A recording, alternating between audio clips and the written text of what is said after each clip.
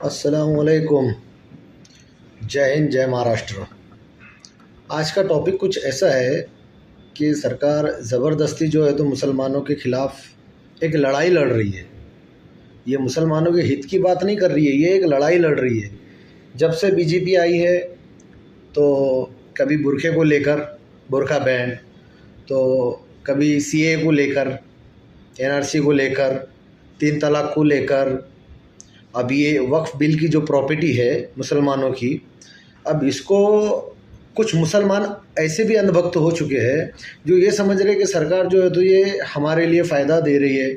अरे ये बताओ कि जब से ये 2014 से सरकार आई है तो मुसलमानों का कौन सा भला हुआ है? ज़रा ये तो बताओ। या हिंदुओं का भी नहीं भला हुआ है, मुसलमानों को तो छोड़ो, हिंदू भाइयों का भी नहीं भला हुआ है।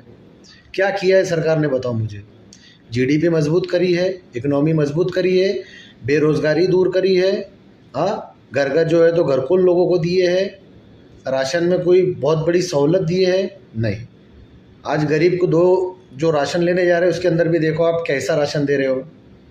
तो खैर ये मुद्दा तो और हो गया। मसला ये आ रहा है कि किसी तरीके से बस ये देश हिंदुस्तान से, भारत से मुसलमानों को कमज़ोर करो, उसके बाद बुद्धिस्ट को कमज़ोर करो, जैन को कमज़ोर करो, सिखों को कमज़ोर करो, और हमारा जो एक लक्ष्य है उनका हिंदू राष्ट्र वो कायम करो। अब ये हमारे ही कुछ अंधभक्त ऐसे मुसलमान बेवकूफ़ जो इसको समझ नहीं पा रहे और कह रहे हैं कि इससे बेवाओं को फ़ायदा होएगा, गरीबों को फ़ायदा होगा।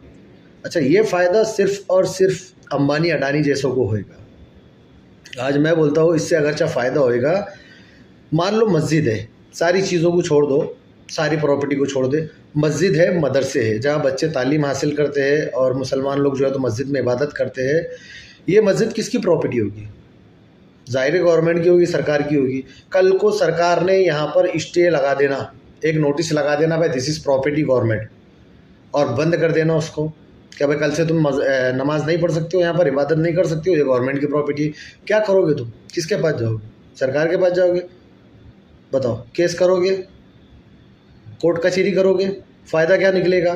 क्योंकि पहले ही सरकार ने क्लियर कर दिया कि this is property government property. तो कहने का मतलब ये आ रहा कि हम सबको एक होना पड़ेगा और लड़ना पड़ेगा इसके खिलाफ, चाहे रोड की लड़ाई हो, चाहे कानूनी लड़ाई हो।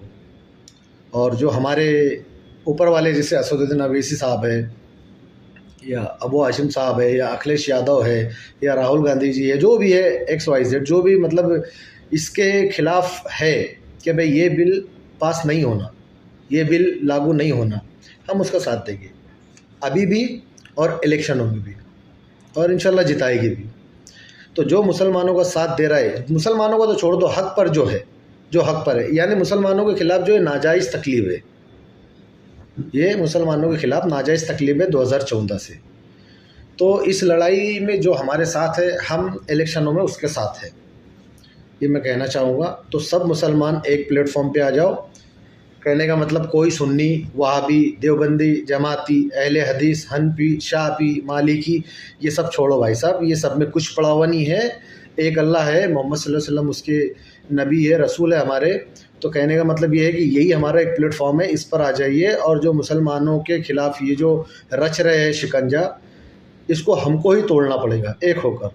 तो मैं सब मुसलमानों से, बुद्धिस्ट भाइयों से, सिख भाइयों से, सब से मैं अपील करूँगा कि देखो ये आज हमारे साथ हो रहा है, कल को उनके साथ भी हो सकता है। तो हमको सबको मिलकर ये लड़ाई लड़ना है, और ये बिल को पास होने से पहले हमें रोकना है।